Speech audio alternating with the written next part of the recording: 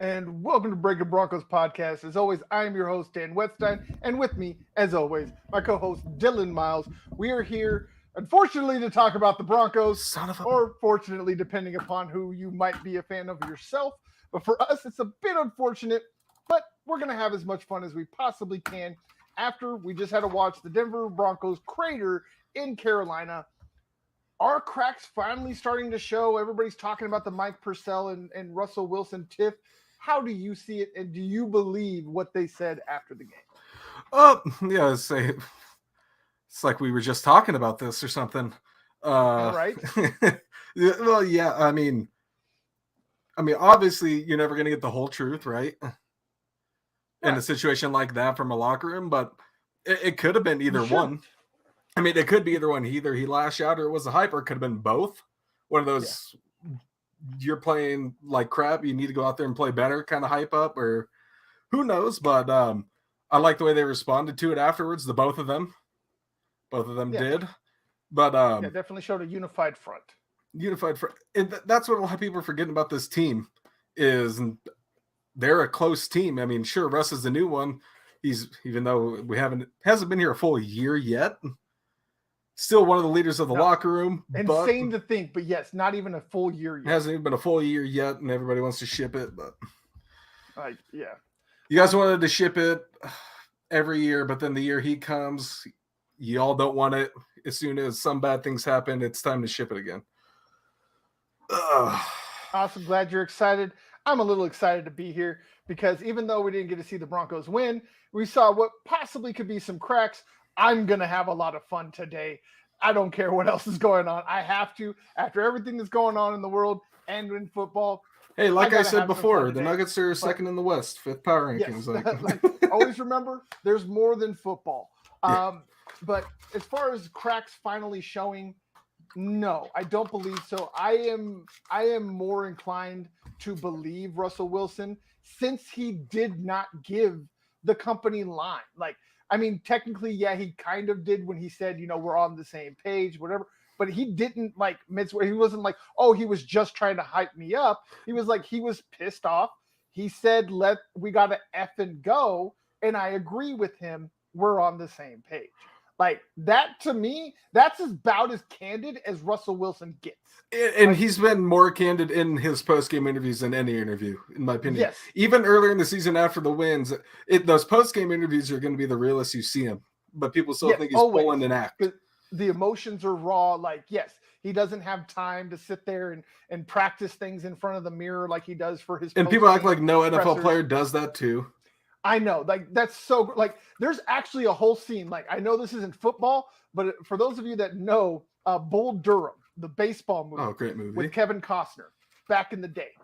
There's an entire scene in that movie where Kevin Costner is telling the rookie the toe the company lines.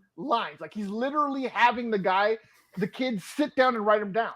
That's real. I know I'm pointing to a movie, but it's the most visual representation I can give y'all that y'all can go and reference that really happens. That is actually what the veterans are the ones that teach these rookies to shut up, to say the right things. So this is something they're conditioned to do. There's literal coaches and front offices. They have media training. Every team has media training for rookies, especially. Every team has a PR department. What do you think the PR department does? Every single team, all 32 of them have it. So sitting there and talking about Russell Wilson having pre-planned answers, that's literally every athlete. Here, let me tell you this: Aaron Rodgers, LeBron, Tom Brady, all of them. Any athlete you can think of has these PR lines. Yes. Every coaches do, sport. GMs do, owners do. Yes. And every yes. sport. Yes. Every single sport, every single player, all go through. Now, yes, you have the Antonio Browns and that of the world, but you also see what happens to the Antonio Brown. So what media personalities want players to do are what get players fired. Like, that's the grossest part of this, is like they want Russ to say the things so that they can then turn around and be like, see, look, see, he said that. See, now he needs to go. Like, that's the whole purpose of it. And Russ is just too damn savvy to allow them to do that. And the media hated the old quarterbacks like a Teddy and a Drew because, they weren't a big name. Right. And they didn't give great sound bites. Well, guess what? You're not going to get great sound bites from a veteran quarterback that knows how to work the media, especially one that's married to another public figure. So they got their own PR department. And who's been going at it longer too. Right. Like, I know people are getting, they're starting to get mad at his quote unquote tone deaf tweets. Like, they're acting like this man is like talking about, like posting up tweets about how great he is, or no, most of his tweets are like praise God or thank you biblical God verses for another day or something like that. But they're mostly biblical verses too. Yeah. Yeah. So it's all like motivational stuff. It's not him going out and being like, I'm the greatest. It's him saying like, hey, if you do this, you can be great too. Like, it's all motivational stuff. That's who Russ is. He's essentially a motivational speaker who chucks a football around. Like, that's who he is. But this comment too, that's actually, I really like that comment because I was talking about this with somebody the other day, and I'm not going to say it's entirely true. Most of the Brady stuff, I mean, definitely is true, 100%. I will agree with the Giselle part of this, but Sierra has never done anything that I would say would be detrimental to Russ. Like, if she was like Lala with Carmelo Anthony, where she got him convinced that he needed to go to New York, then we would have a case.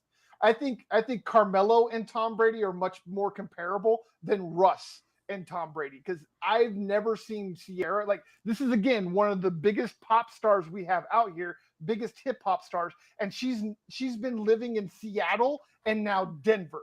She hasn't forced Russ into going to New York or LA or any of these other big places like Miami or something. Now, if that he went from probably two of the smallest market teams. Yeah. When it comes to the NFL, like, the only markets that are smaller than Denver are Seattle, Carolina, Jacksonville, and I think Houston. One other team, Minnesota. Those are Minnesota would definitely beat out Houston. Yeah. Houston's above us. Yeah, I was gonna say that's Texas football. Why not? I think that's Texas. Yeah, right. So, like, as football's religion down there. Wives and ex-wives, like with Tom Brady, I'm totally with you. Like, I think that divorce process and all that is really drained him. But now he's undefeated since the divorce, right? Or they lose. Now someday. That we have brought up Russell Wilson and Tom Brady, this is something I was actually talking about with the wife last night. It makes me sick. Okay, Tom Brady, again, he has all the right to have done what he did, but this man literally left his wife and kids. He put football before his own flesh and blood. Amen, brother. He's being praised for it. He's being praised. He's got the one kid with him still. But Russell Wilson, on the other hand, who is by all accounts an amazing and present father and husband, is being attacked personally. Not just his football play, but being called a horrible human being because he didn't hang out with the Legion of Boom, which honestly, I wouldn't hang out with the Legion of Boom because they're absolutely insufferable. And I hate the fact that they're getting some type of leeway in this whole crap. But Sierra and Future's baby, like there I was gonna might say be he's raising something Future's there. baby, dude. He's raising Future Junior, but like, Yeah, that's probably but better dad. yeah, but even then, I don't think. I think that Russ is good enough at compartmentalizing. Like we said, there's never been an account of Russell Wilson taking what happened on the field home or taking what happened on the field to the children's Which most hospital. good football players won't. Right. Like ones that know how to separate, essentially church from state. Is the best analogy I can give.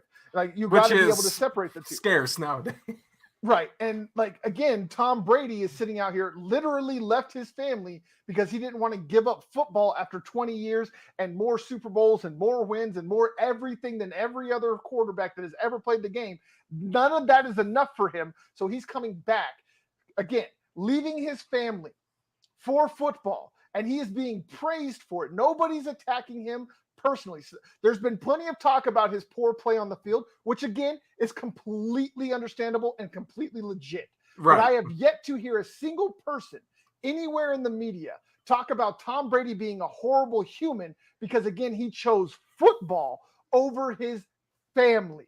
No, does he have... Russell Wilson's a terrible human being simply because he says, let's ride too many times. Or he creates the danger witch in a corny commercial, but that makes him a terrible human. Hey, it was fire. I had it before they disbanded it.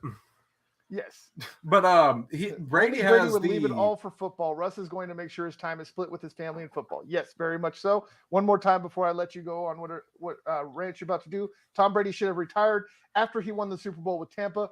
I kind of agree with that. My thing is dude, you've been here for 20 years and your wife's just like, look, we have sacrificed everything for 2 decades.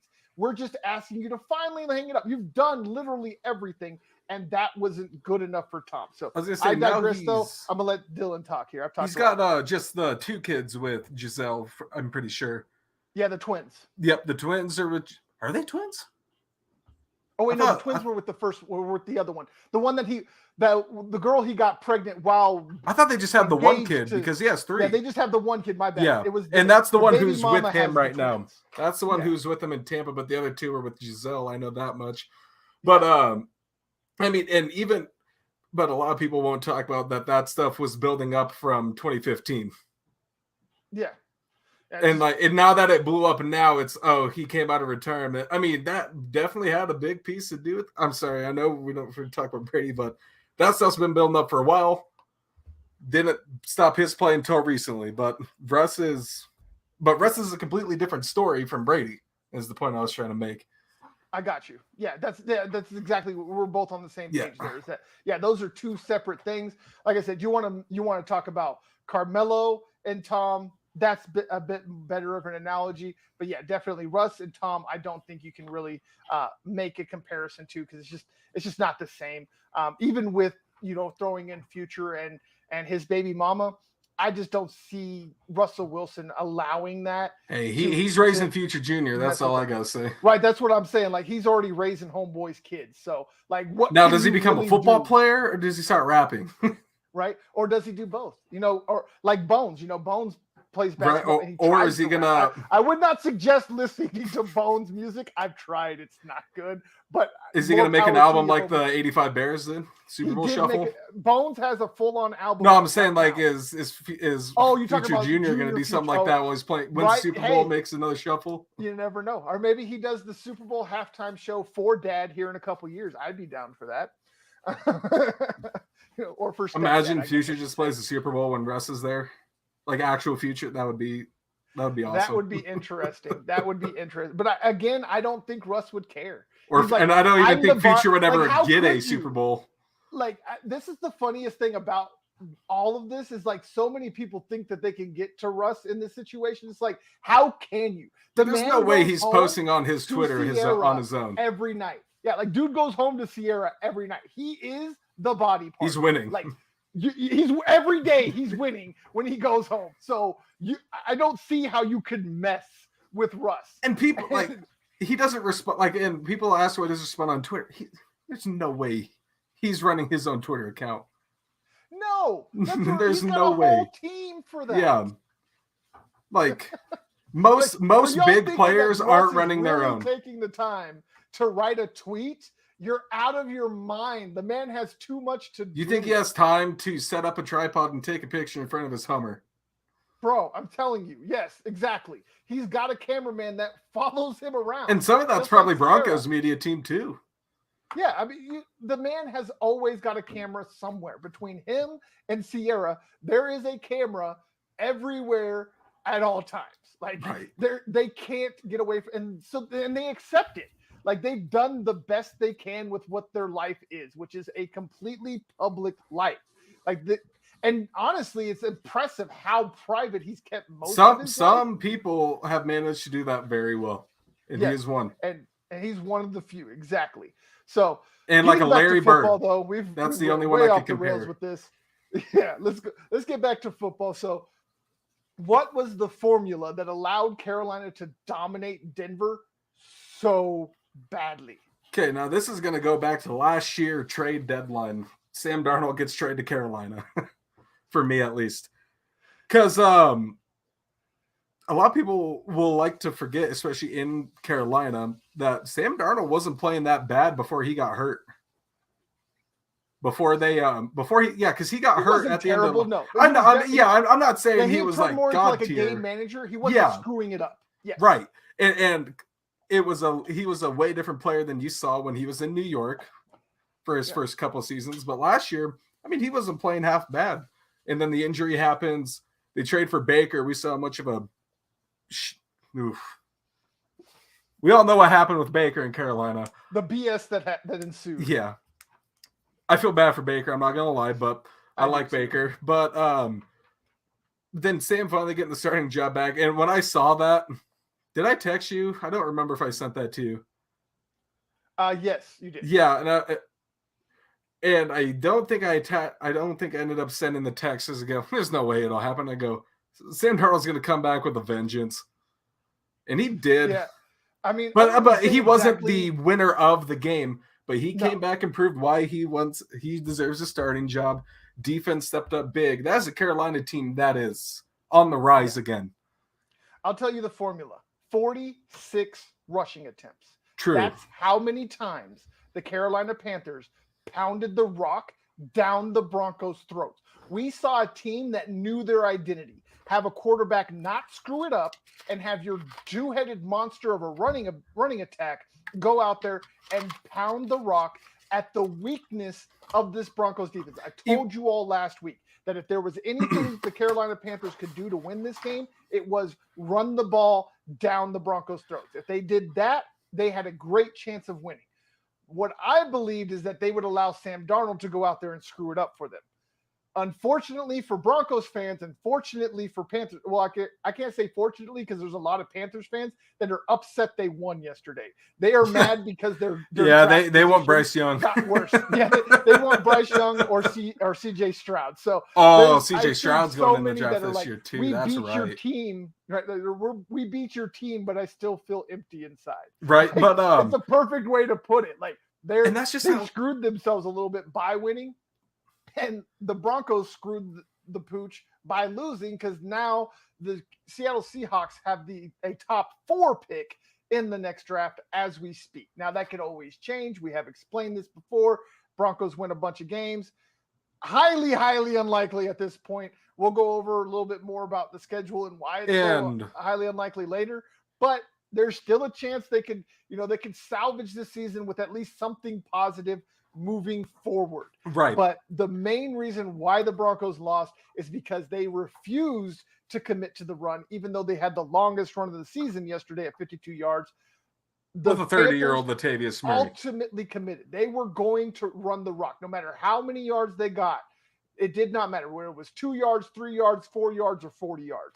Mm-hmm. They were going to run the rock. They know their identity, and they committed to it. The Broncos have yet to even sniff what their identity is. And the identity needs to be running the ball. It definitely needs to be running the ball. He's getting murdered. And, now that we're going to be able to look ahead, especially towards the offseason, you're going to end with free agency too. You're going to have plenty of time to fix that up, patch it up. It's not, and I already know this is just going to happen again. I wasn't surprised. That's all I'll say. Yeah, I can't say that I was 100% surprised. I gave the formula. Hopefully, the Carolina Panthers weren't watching our show, but I gave the formula last week on how the Panthers could beat the Broncos, and they did exactly what I said they would do. But yeah, I was hoping they wouldn't, but they did. But I was going to say, now that you look forward to off season, with a rebuild. I know we're not even done with the season yet, but that's where you're looking, right? That's definitely where you're looking now. And I already know what's going to happen. They're going to find some of these pieces that everybody's going to like. It's not going to be fixed right away. Everybody's going to be pissed off again. I can tell you what's going to happen in the next 11 months, 10 months until the next season. But a lot of people were saying that the Panthers offense running the ball a lot, that's a new look for them, but it wasn't. I mean, look at their success in the past. I know this is a different team, different coaching staff, but Ron Rivera ran the same offense as Matt Rule did. Even though Matt Rule's not there, but they're still running. Who's their interim coach again? It was their DC? It was Steve Wilkes. Steve Wilkes. He was DC, right? Or he was the DC. The DC, yeah. Okay. Ex-head coach of the Cardinals. Yep, but he's still taking Rule's system, which was a hybrid of Ron Rivera's system, where they had two running duos that could run the ball down your throat. Now, granted, one of them was Cam Newton, right? Yeah, and then a good back. It's not a quarterback and a running back, but but like a running duo. It was actually three-headed monster because they had Stewart, Newton, and the other guy. I can't remember his name right now, but yeah. Oh, the returner receiver, right? No, running back. They had two, like in 2015 in the Super Bowl season, they had two running backs go for 1,000 yards. The bigger guy, right? Yeah. I forgot his name, but I know who you're talking about. But yeah, they've always had these good duos of not even just running backs, just people who can run the ball. Whether it was Cam Newton, two backs, or even a receiver. Why am I forgetting his name? I'm so mad at myself. Played with the Saints for the Panthers. Yeah, played with this. This was back with the Newton era. Oh, but wait. So they played with the Saints? No, I'm sorry. I'm going off the rails here, but I'm trying to compare the three-headed monster to the old three-headed monster, right? Oh, gotcha. But I keep forgetting his name, and I'm so Todd Ginn. Ted Ginn. Ted Ginn Jr. Yeah. It's Monday. Okay, it's holiday. Monday after holiday. I'm a little frazzled. I don't want to go to work today, but I had to go. We'll get there. We'll get you back on track. But next Monday. Yeah, with all that being said, let's go ahead and move over to the next topic here. Are you willing to entertain benching Russ to save his health, or just because you don't want him? Either way, is there any inkling in you to get Russ on the bench at this point? Not yet. I'll say for now, not yet. Maybe if he's getting hit a lot more. If anything, it's not going to be because I don't like him. It's going to be because I don't want to get him a broken leg, hurt arm, like something that could cause something for next season to go bad. Yeah, but not yet at this point. Everybody's got to figure it out. They're not going to figure it out to make the playoffs and make a Super Bowl run like everybody wants them to. Thought they were going to do, even though I said it wasn't going to happen. But they we tried to you let Russ keep playing. You let him keep learning this system, even though it might be a new system next year. It could be the same system. Who the hell knows? But get him used to being in this situation, playing with these players. Because next year, look at all these guys he's going to get back. Yes. Well, and people are forgetting how many people are on the IR. I mean, you're missing out your wide receiver 2 of Tim Patrick. So you're missing Timmy P, wide receiver number 2. He was number 2. And then Javonte, running back 1. You're missing left tackle 1. You're missing right tackle 1. Or no, they that was problems. Right tackle 1, 2, and 3. And 3, yeah. And 3. You're missing center 1. Yeah, 2 centers. You have right, left guard. Miners didn't start, but he's been starting for most of the season. He's the only one that has started every game since week 1. Oh yeah, he did start week 1. That is right. Yep. But Dalton Reiser's been out there. He wasn't gone for too long when he was hurt. But banged up line, and then you're also missing KJ and Jerry out there right now. They're not on IR. Or did Jerry get put on IR? No. Okay, And I that's don't what think I thought. KJ is either, but they're both No. on the injured list. Yep. But And Mike Boone's about to come back. But you've and also Mike had Boone's 3 about to running come backs. back. Thank God. Yeah. But I mean, just look at that. Dude, Imagine that offense. Sure, we got to see most of it healthy into week 1, even though there were still some banged up people week 1. Yes. But imagine what this team does when they can all get healthy. They all get an off season together. Most of these guys came later in the off season after OTAs. Right. Yeah. Most of these guys didn't even get to practice in OTAs because of injuries too. Yeah. The biggest issues with this offense have been communication and timing. You can't get either one of those things fixed sitting on the bench. Like you said, unless there's even more injuries to the offensive line and Russell's just getting murdered. Like that's when you throw Brett. You gotta protect your $250 million investment. Right. That's where Brett Rippon comes in. You let him rip it the rest of the season. Right. He gets some good backup stock. Let him take the lumps. Maybe he can earn some money because he's a free agent this offseason. Yeah, right. Or he can even keep his spot there. He can stay behind, learn behind Russ. He can get some stats up to stay. Yeah. Yeah, exactly. Entrench himself like a Bubby Brister type, right? Right, exactly. And honestly, that's what he was drafted for. He was supposed to be the Bubby Brister to Drew Lock. Like that was what his job was supposed to. Now he can be the Bubby Brister. I was going to say, because then they get Bubby like 1 or 2 years later just to sit behind him because they were close. Yeah. Well, he was drafted in Elway was drafted in the mid 80s. Bubby Brister was drafted in the late 80s. It was like a couple years. I was going to say like a couple of years behind. That was his purpose. Right. Close to the same age. Yeah, exactly. So with all that being said, he has to stay on the field. Yes, definitely. As long as he can. Again, it's not like you're going to pull all of the starters off the field because you're having a losing season. Right, exactly. This isn't a basketball game with 10 minutes left, with 2 quarters left, and you're down by 50. He already has. Okay, just to be clear. Did that 2 weeks ago. Yeah, he did it 2 weeks ago, and he confirmed yesterday that Clint Cooper. Well, actually, no, I'm sorry. This morning. No, he confirmed last week that he was going to do it the rest of the season. He said he was most likely, but today he was definitive. He was like, Clint Kubiak is going to be the play caller because Russ likes the way Clint Kubiak has been calling the plays. And they think that Russ is in a good place and that things are going to start getting better from here on. I mean, I know we've heard that. I know it's lip service. We have to see it. But they have to say it. Yeah, but they have to say it. Exactly. But yes, it is a definite that Clint Kubiak is going to be calling the plays for the rest of the season. And people are pretending like it wasn't a complete crap show last year with Fangio there. The Fangio said what the media wanted to hear all the time. And that's where the anarchy in the locker room came. And that's why everybody hated him. And now that you have a head coach who's supposed to be saying all the right things, you hate him for doing that. I know. It's insane. They can't be happy. Unless you're a true fan. The true fanatics, you know who they are and you see them everywhere. Just the people with a level head. Like, that's all you got to do. Yeah. Just have a level head and think about things thoroughly. It's not like I'm only talking good. Maybe only on here, but you hear me say it all the time. Oh yeah, but I mean, we tell everything that's real. We don't ride anybody's D. Like we are here to give the truth in every way, shape, and form. We're also not going to pile on. That's not who we are.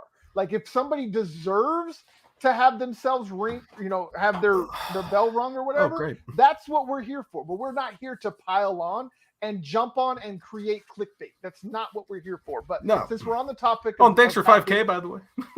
Yes, again, also thank you all for 5,000 on Twitter. Y'all are awesome. Talked about that yesterday on Nug Life. But yes, I will thank you all again here. 5,000 followers on Twitter. Y'all are too awesome. But since we're on the topic of Hackett, are you ready to see Hackett go? No. Can a new coach fix anything? Not right now. Like at this point in the season, why would you let them finish? Try and find a bright spot before the offseason. If there's no bright spot, sure, you fire Hackett, you find somebody new. And there's one person I have in mind, but I don't want to talk about him yet because I feel like he might be going to 2 other teams at the end of the season. He has a contract up with a certain team this season. Yeah. But I mean, I talked about it on Twitter last night. So okay, then I'll just say it. Sean Payton. You're talking about Sean Payton. Yeah. Oh yeah, you were talking about that on Twitter last night. Yep. Yeah, but like Sean Payton would definitely be interested in the team, but I want to see what happens with the season before I want to see Sean Payton in Denver, or just a new coach in general. Yes. After the season, can a new coach fix something? Yes, he'll have time. He has the draft. He has OTAs. He has the entire offseason. That's the thing is like this team is hamstrung. Like, why are you going to set up somebody else for failure? Right. At this point. Why would you set up why would you set up Evero at this point? I don't know why. The brain dead takes I've seen on him firing Hackett and putting him in there. What's he gonna do? The defensive coordinator throwing into a head coach a week before a game is never good. And if this was 2 weeks ago, everybody would talk about Jeff Saturday, but we see how that's been going since. Exactly. I love how everybody was talking about Jeff Saturday when he won one game against the pathetic Raiders, but nobody talked about how great he was of a decision in the last 2 weeks where he's been getting his behind handed to him by actual real NFL head. And he also went 2-6 in high school. Yeah, as a coach. He is way in over his head. But speaking back on Hackett and getting out what I got here, after the season, can they fix something? Yes, they'll have the time. A Sean Payton can come in and do his thing. But right now, there is no benefit to firing him. Like, might you get that 1 week reprieve like what happened with Jeff Saturday where his team came out and played out of their minds for 1 week? Yeah, you might get that. But with this roster, it's more likely it's only going to get worse. There's only 6 weeks left in the season. There's a month and a half. That's it. That's all. Which is crazy too. I know it's insane to think, but also there's a month and a half left. But actually, when you think about it, there's only 9 months till the next season. Like, right? I mean, it's football season's crazy. Like, it gets here in September. Chopping it up, yeah. Right. That off season feels like forever, but when you really chop it up, it's insane how quickly this stuff turns around. And then especially with it's a year-round business now, which is really fun. That it keeps everybody invested in the off season compared to like the 80s. The only thing that you would look forward to in the off season from the back in the 60s up until the 90s was the draft. There was nothing else you could really look into. Like, there wasn't all these inside sources. Nowadays, it's a year-round league. You got the draft. You have every press conference imaginable, social media. You got footage of OTAs, of training camps, and just a lot of behind the scenes. It's a complete different we're getting league. off on another tangent here, and we ain't got much time left, so I'm going to draft this right back to football. You're all good. So what would it, if they do fire Hackett, what would it say to the locker room? Ooh, okay. Throw a curveball at me, even though it's on the rundown. Oh yeah. What does that say to the team? That Yeah. What does it say to the locker room? Yeah, what it says to the locker room is, we had full confidence in this, and sure, you got everybody here. We would like to have done more with this, but it's time to move on. This is the message that the locker room's getting, and I feel like how they would take it. It's a business, right? They're going to be bummed, but they go, all right, it's time to move on. Try find something new. Let's fix it. That's what I feel like the locker room would be like. But you never know. You never know. Yeah. To me, getting rid of people this quickly and in these type of circumstances, to me, it just tells the locker room that either you produce or you're gone. And that can have one of two effects. It can have one effect where it, gives them, puts a fire up underneath them and it makes them better, but it can also make them terrified of who's next. Right. Who's the next one? Who is it? The guy next to me here? Is it, or is it me? Actually, do you want to hear a good example? Or is it that it can start turning? It can start a fracturing of the locker room. What we were talking about is not happening yet. If you start firing coaches, then you're going to start getting factions. You're going to start getting guys that want to see Evero up there. Then you're going to see guys that want to see Clint get that. And so you start this whole dichotomy and you create a power vacuum that has to be filled. You're starting a civil war in the locker room. That's that point. Yeah, exactly. A little bit of a civil war.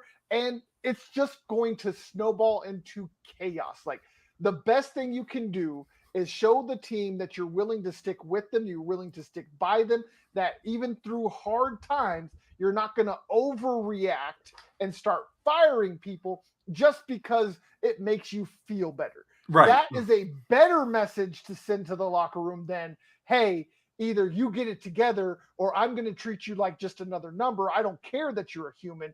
I'm just going to throw you out the door the first moment that things get tough. And I don't want to get into a tangent, but I got like a quick example. I'll leave it quick. It was Marty Schottenheimer with Washington, where he was there for about what was it? Not even, it was like 3/4 of the season, just a little over half. They fired him. Yeah. And that created a mutiny. Worse. Yeah. And it's just gotten worse. Sure, Shanny showed up, but that didn't fix anything. Yes, that's a great analogy. It got even worse after that because he wasn't able to take over. But yes, like you said, perfect analogy. Now, we've talked about the locker room. What would it say to the fan base? Ooh. And I'll start off with this one. Yeah, you go with this one. What it tells the fan base is that if you whine enough, I'll give you what you want. Even if that's what I was thinking too. For the team. Yeah, even if it's not the best thing for the team, that just whine enough and we'll make changes, even if the changes aren't what's best for the team.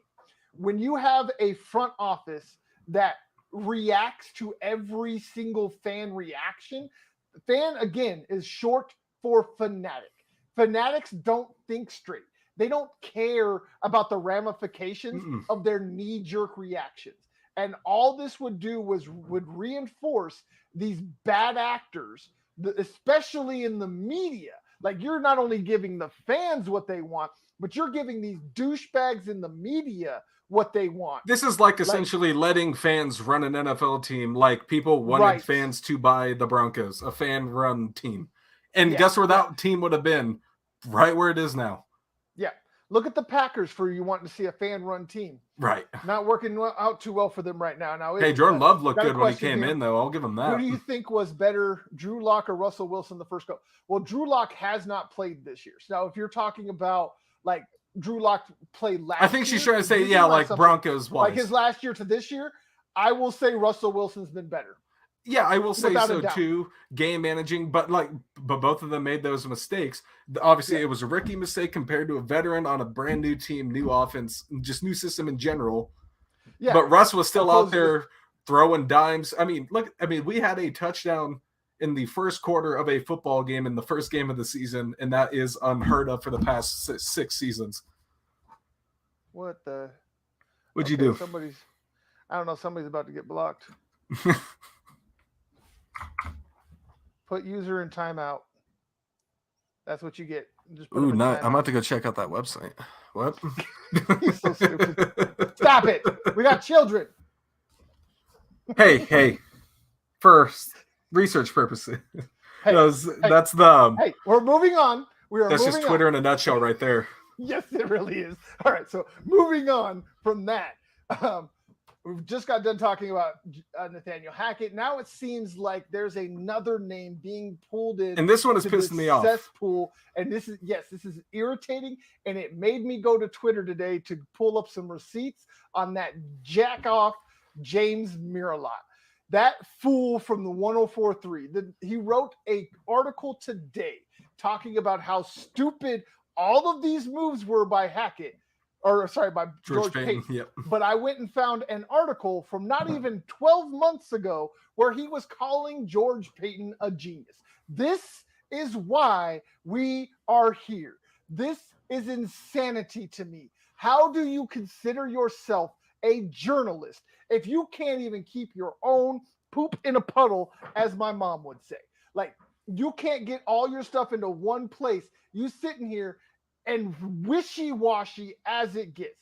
This is not an example of showing your intelligence by changing your mind with new information. That is not what this is.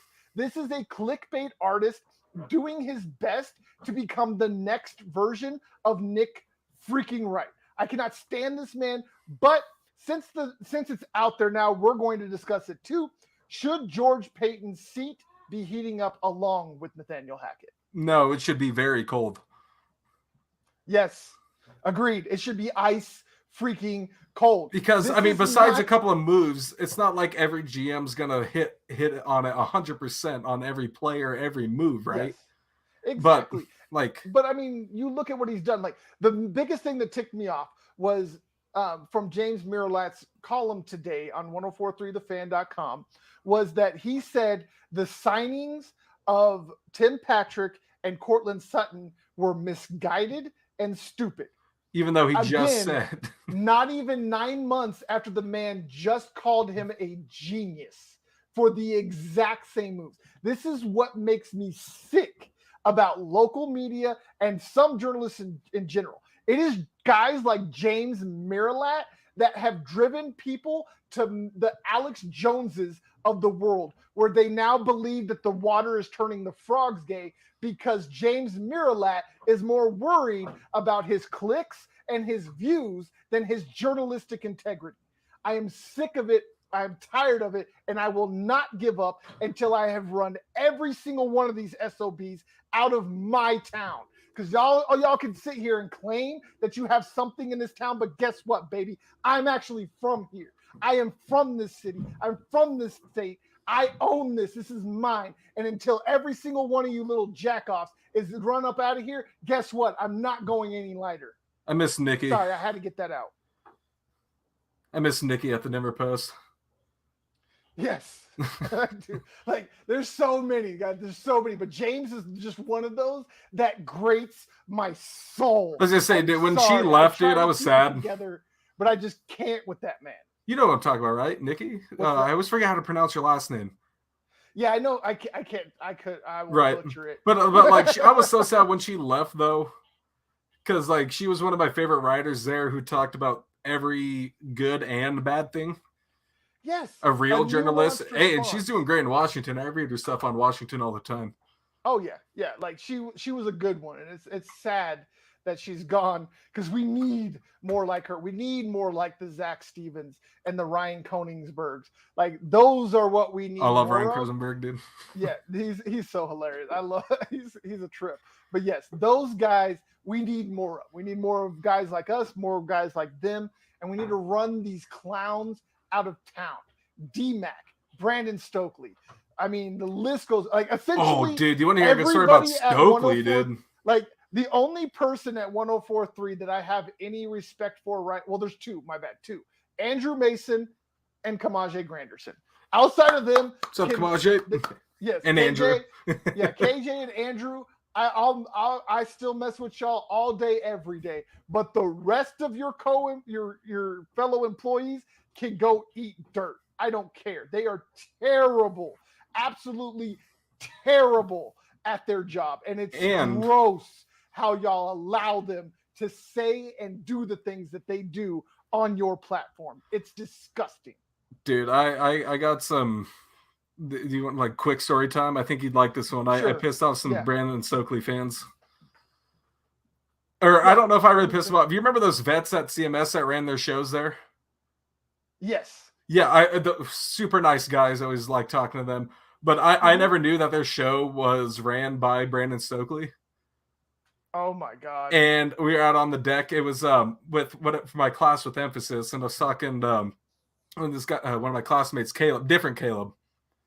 Real nice guy, and I was talking about how much I couldn't stand Stokely after all this. The team that let you in and didn't let your career die, and you just go out there and trash him. And they were out there too, and they go, he runs our show, right? And I was like, I don't care, he's still a POS. I couldn't stand him. And they go, right? He's still a douche. And they're all like, I don't care. And this was the best part. They're like, yeah, you're not wrong.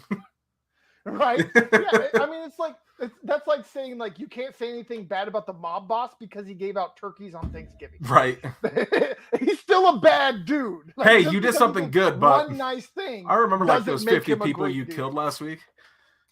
What's that? Thanks for the turkey, but I remember those 50 people you killed last week. Right? Exactly. But I mean, it's just infuriating to know that these people are getting north of 6 figures to talk about this team. Who the hell let Columbus in the building too? While we're on this topic.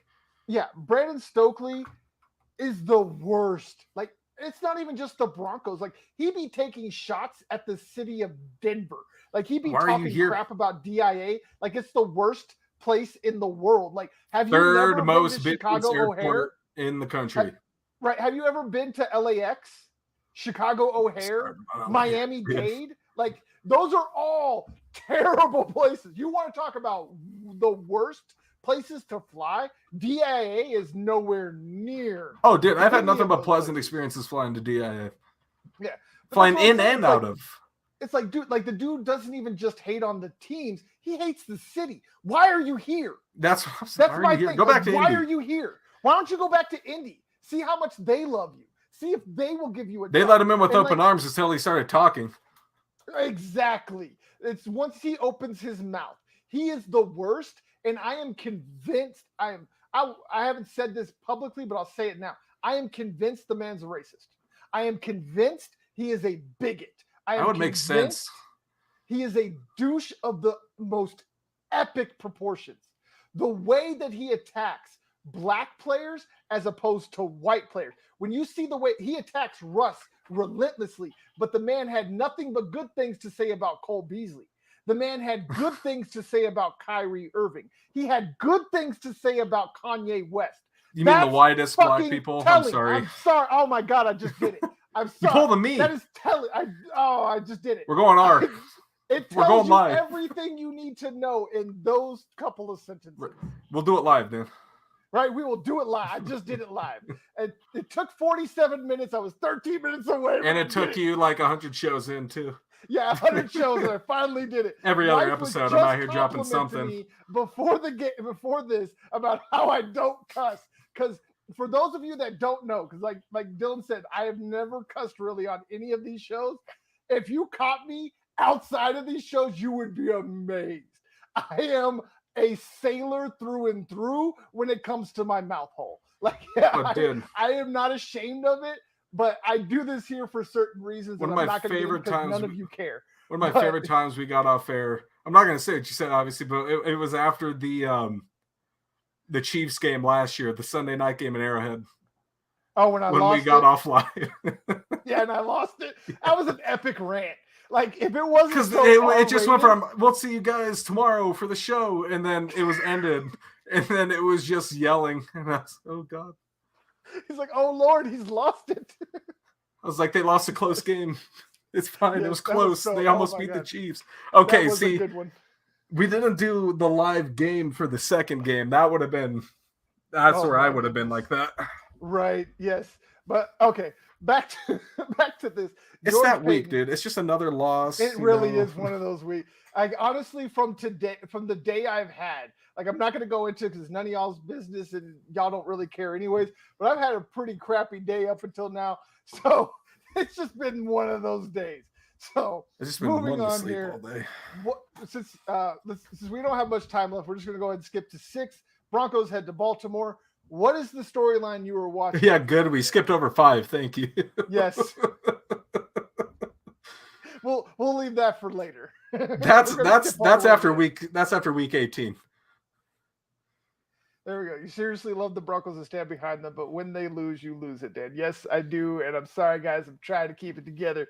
Got 13 more minutes. I'll try not to drop any more F-bombs. And the Nuggets are 5th in the power rankings. It's okay. No promises.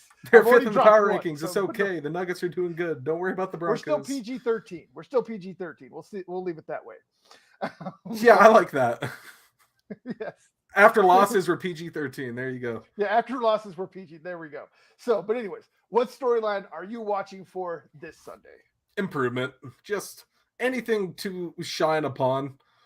But once again, nobody, even if they lose and see something they like, they're not going to talk about it. I mean, I'll give you the storyline next week.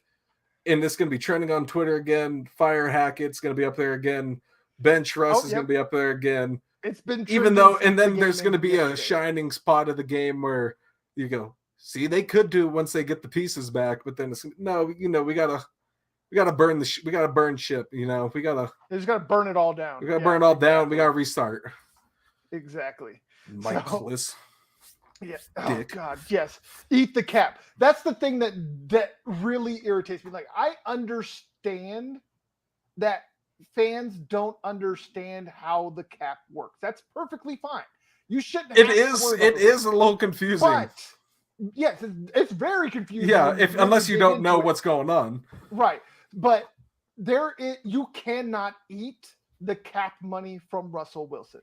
No. This year, if the Broncos trade, again, I was talking about this with the wife, they could trade Russell Wilson, get every single draft pick and every single player back that they gave up for him. You are still not. You're setting that team. You're setting it up for disaster. You have enough money if you cut every player on your team and sign nothing but college free agents. You are still not going to be able to create a 53-man roster because his dead cap hit, which means that's money the Broncos cannot spend for any reason on anybody else. It is allocated to Russell Wilson, even though he's not on the roster, is $109 million this offseason. That's half of the cap, guys. You're essentially Russell people Wilson essentially cannot be gone. Yeah. To put it succinctly, as simply as I can, there is no way for the Broncos to get rid of Russell Wilson before 2026 without crippling the roster. Right. That is the absolute soonest. And you really don't. Russ is not the problem. He is not the problem. So I mean, sure, there are mistakes he's made, right? Everybody's going to make mistakes, but there's no way he's 100% the problem. The way he's been playing is definitely a part of the problem. Yeah. Yes. He's not the main problem. Not the problem. Exactly. There is no the problem. It's all problems combined into one. There's many. Yeah. They're all over the place. They just all add up together. The offensive line, cornerback beyond the second corner, like anybody beyond that on the in the DB room is suspect. Is Kawan supposed to be back this week? Leads the league in dropped interceptions. Oh my God, man. Like there's been so many times that the Broncos could have ended games or ended drives and they dropped interceptions. So they need to find ball hawks. They got really good defenders that don't allow. You got to get that kid from Clemson. They don't allow the giant passing games by quarterbacks, but they don't have the pass rush and the ball hawks that are necessary to make this team as good as they need to be. Right. I'm trying to think. I want to say it was Clemson. I don't remember. There's like a really good corner. I want to say he was from Clemson, but I'm not 100% sure. You're talking about in this upcoming draft? Yeah. I have not got the cornerback, so I don't want to talk on anybody. I know. I was just going to say, but it was just like looking at all these corners. I'm focusing on offensive line and defensive line because offensive line is definitely going to be that first round pick they got number from one, number Miami. 2, and number 3. Yeah. Miami, that pick they got from Miami is going 3. to a lineman. I swear to God, if it doesn't, I'm going to lose it. I'm losing my mind. I'm 100% with you, bro. I'll be right there because there's not going to be. You're not going to. There's not a free agent you could get that will make me happy. Yeah. You can get a top tier O lineman in the 20s. Very rarely do you even get a the top second tier round anything.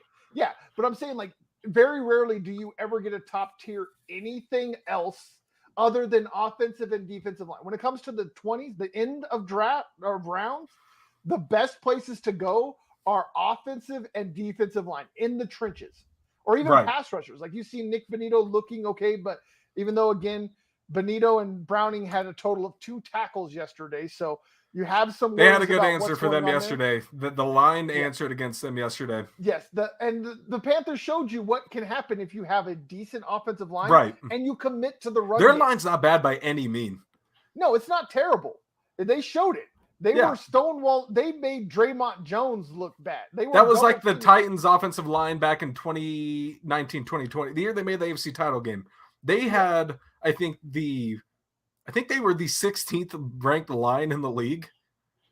But I mean, then when you have Derrick Henry running for you, look great. But I'm not saying the Broncos need to get a line like the best line in the league. You need to get one that can a sufficient line.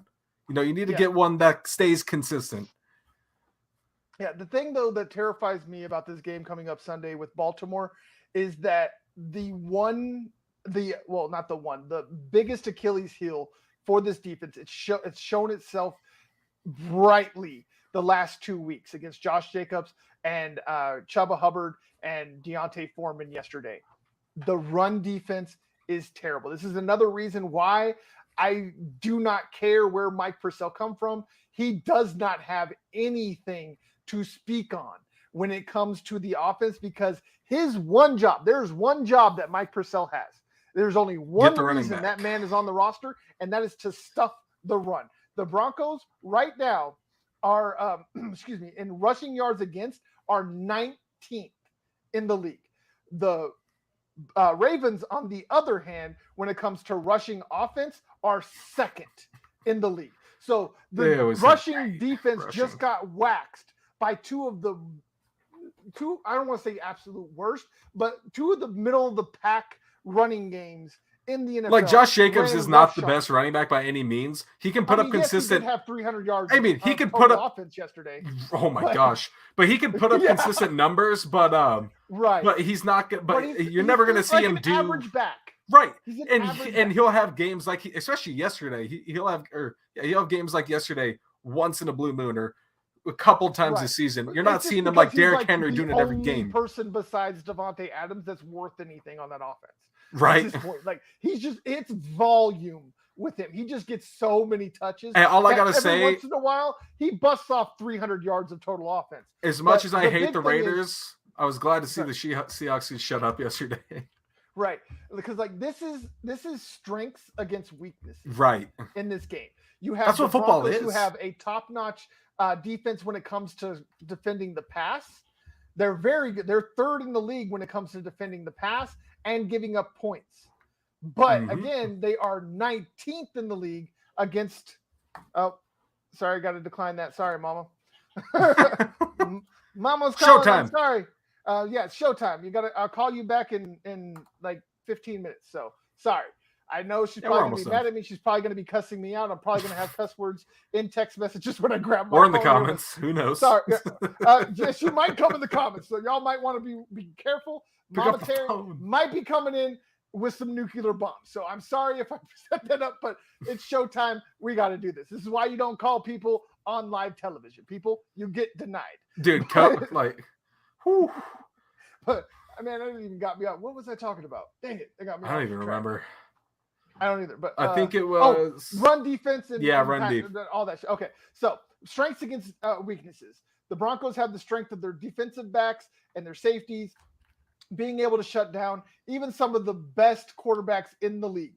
Then you have the second best run game in the Ravens going up against one of the worst run Ds in the Broncos. And they're going up against a great offensive-minded coach in John Harbaugh. Yeah. Well, he doesn't really control the offense. It's their offensive coordinator who took essentially. Oh, right. He did take over. He did take over recently. Yeah. He's just taking Greg Roman's and running with it at this point. But before that, but it's still a very good, great-minded coach too. I like he's John a great Harbaugh. Head coach. He's a great head coach. He's going to have a perfect game plan going into this game. The best people around him. So he might not call the plays, but he's always got a good person. I like him better than his brother. But I was happy to see Michigan win. Like, he's definitely more of a guy I would like to have a beer with. His brother, he's probably a guy I would love to have as my head coach, but I'm not sure I'd want to have a beer with him. Right? Like, he's so intense. Like, did you watch the John Michigan? Is just way intense. Right? Did you watch the Michigan game? The Michigan. Yes. Woo-hoo, that was fun. They whacked. I hate Ohio State. I hate Michigan, but I hate Ohio State more. You know what's sad is C.J. Stroud's still going to go in the top 5, and he's going to be as bad as Justin Fields. I'm saying it right now. C.J. Stroud, for some reason, it's just like the USC quarterbacks of old. And I'll eat my words. If he pops off, good for him. But from right now, there's something about Ohio State quarterbacks that it's just like the old USC quarterbacks from Pete Carroll and all that. Right. Where they go out and they win a bunch of college games, but once you throw them in the NFL where they don't have all of the best athletes around them, they tend to fall apart. There's something about like Ohio Justin State Fields is showing like he might be able to buck the trend, but I'm still not convinced. I think he's more of a garbage time quarterback. I think he's just going to, pad stats a lot in the way that Blake Bortles did and not win a bunch of games. That's my view. Or like Fields. Call me out if you want to, but I promise that I'm going to end up. I agree with you because the only thing Ohio State's good at getting out there is defensive players in the NFL. Right. So I don't get cussed out too much. Let's go ahead and let's wrap this up. Let's go ahead and do predictions. Broncos, Baltimore, what you got? I feel like they're going to take the L, but we're going to see We're going to see some bright spots in there. I'm confident we're going to see bright spots, but I'm not confident enough in a win. Yeah, I say they lose this game, but I say they put up a pretty good fight early on. That defense definitely has to be fired up. Oh, they have to be on another level. Like, they have to be pissed, and they're going to be fired up going into that game. But I feel like they lose this game. You know, I'll go pretty basic. I'll go 21-14 or 28-14. 28-14. I'm not mad at that. They put up a fight early, but they fall apart. Yeah, I think it's gonna. I'm with you. I think that early, the first half of the game, while the script is there, they're going to be able to hang in there with Baltimore. But the second half, when Baltimore really starts committing to the run, because this is going to be the first game that Gus Edwards is not going to be on a pitch count. They're going to go out there and let him eat. And he's going to be hungry. This offensive line is hungry, especially after they just lost to the Jaguars. And what a perfect game for him to come back to and embarrass us. Right. Exactly. It's always the Broncos where all these players sat here come and back. Watched Josh Jacobs, Deontay Foreman, and Chuba Hubbard rack up over 300 rushing yards against this defense with really not even that great of offensive line. And you hold Derrick Henry under 100 offensive line yards. is legit. This run game for the Baltimore Ravens is legit, and the Broncos' run D is as piss poor as the offensive run game. Oh, yeah. And they are going to. You thought 46 runs was a lot against Carolina. Wait until you see how many times the Ravens run it this week. They're going to run it at least 50 times minimum. And Lamar's going to get in there quite a bit too. Like, don't forget about Lamar. Don't forget about. You got Lamar, you got Gus, you got Justice, you got Kenyon Drake. Like, all no of those real guys receiver, are going but still. to get fed. Huh?